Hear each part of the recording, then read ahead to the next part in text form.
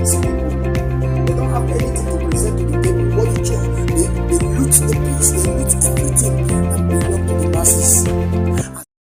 It's a wonderful thing again when we come before the presence of the Lord to talk about the mind of God. But today is going to be something different because it's going to be a judgmental prayer.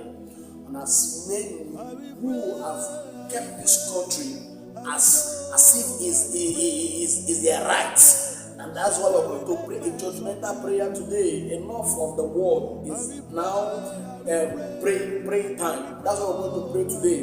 And the first prayer point is this: oh God, as many who are putting their interests before the people, who know that this candidate is not the right candidate, this candidate is not fit, but because of their selfish interests, they are bringing such people to us. Oh God, judge them. Let that their interest kill them in the name of Jesus. Let that their interest be a pitfall to them. Let's open our mouth and pray that everybody, man or woman, who are bringing people that is not fit to us because of their selfish interest, that God will judge them and God will judge their family in the name of Jesus. Prayer number 2, we are going to pray for as many who have said, I am a God by fire, by force. There is nothing anybody can do to stop me.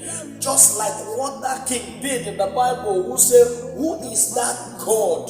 And when he finished speaking, and that king that finished speaking, and the people said, oh, he spoke like a God. And immediately the judgment of God came upon him and won't eat him up. We're going to pray and say, God, as many who have made themselves the big God in this forthcoming election, that God will raise a standard against them and judge them. That thing they believe they know, that God will disappoint them because it disappointed the plans of the enemies. And the third prayer point we are going to pray, as many pastors, as many deacons, as many leaders, whether in the church, in the mosques, wherever, that you know the truth. God has shown you who will fix this country, and you're keeping quiet. Because if I say it now today, tomorrow the person will not win. The other person who won will raise persecution against my church. Therefore, let me keep quiet. Or because of your members in the church, you know the truth. God has given you the truth, and you refuse to say it, and the judgment of God will come upon that person, because that is wickedness.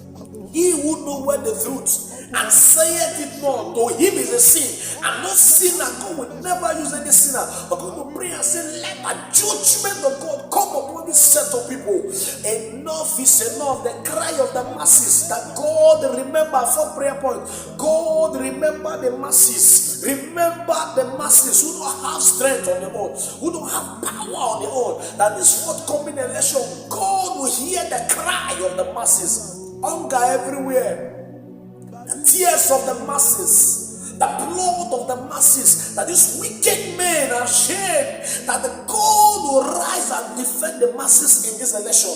Enough is enough. That this election, God will do his own thing.